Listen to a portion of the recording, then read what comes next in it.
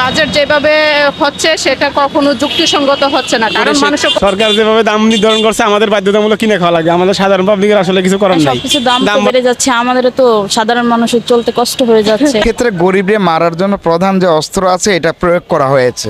Budget বর্তমান পরিস্থিতির প্রেক্ষাপটে বাজেট যেভাবে হচ্ছে সেটা কখনো যুক্তিসঙ্গত হচ্ছে না, কারণ মানুষের কর্মসংস্থান হচ্ছে না, সবকিছু জিনিসপত্র সবকিছুর দামই বাড়তেছে, কিন্তু সেই অনুসারে তাদের কর্মস্থলের বেতন বলেন বা সবকিছু মিলে সেই অনুসারে তাদের ইনকাম সোর্স হচ্ছে না। তো বাজেটটা আমার কাছে ততটা যুক্তিসঙ্গত মনে হচ্ছে না। জি হ্যাঁ, সবকিছু দাম তো বেড়ে যাচ্ছে, আমাদের তো সাধারণ মানুষের চলতে কষ্ট হয়ে যাচ্ছে। আর যেই টাকার স্যালারি এখন সবার হয় না, হিমশিম খায়া উঠতে হয়, যেই বাসা ভাড়া হচ্ছে গিয়া, তারপরে তো খরচ, অনেক খরচ আর কি, এত খরচ হলে তো চলা যায় না, তাই না? সব কিছুর দাম একটু নিয়ন্ত্রণে থাকা দরকার। কিছুদিন আগেও আমাদের যেই স্যালারিটা ছিল ওই স্যালারি দিয়ে সংসার চলতে অনেকটা কষ্ট হয়ে যেত। আর ধরেন স্যালারি যদি বাড়ে কথার কথা ইয়ারলি 8% বা ধরেন 6%, কিন্তু যেই বাজেটের যে সিস্টেম বাড়তেছে বা পণ্যের দাম যেভাবে বাড়তেছে, এগুলো বলা যায় 20-30% করে বেড়ে যাচ্ছে, স্যালারি কিন্তু ওইটার সাথে বাড়তেছে না। তো এতে হচ্ছে কি আমাদের সংসার চালাইতে বা যারা এই মধ্যবিত্ত যারা আছে তাদের খুব কষ্ট হয়ে যাচ্ছে। আলু পেঁয়াজ এগুলো বাড়লে তো আর হবে না, আমাদের বেতনটা বাড়তে হবে। মানুষের বেতনটা তো যেরকম আছে সে ঠিক সেরকমই আছে, বাট বেতনটা বাড়লে হয়তো মানুষের সব দিক দিয়ে সমস্যাটা সুবিধা হতো।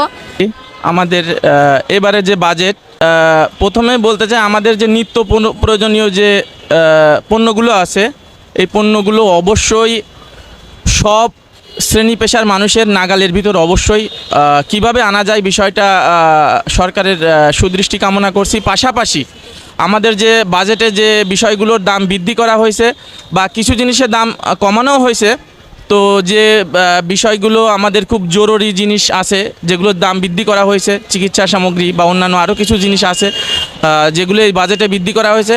তো আমি সরকারের দৃষ্টি আকর্ষণ করব যে আমাদের যে জরুরি যে জিনিসগুলো আছে বা বিষয়গুলি আছে সেগুলো যাতে সরকার পুনরায় বিবেচনা করে সরকার যেভাবে দাম নির্ধারণ করছে আমাদের বাধ্যতামূলক কিনে খাওয়া লাগে, আমাদের সাধারণ পাবলিকের আসলে কিছু করার নাই।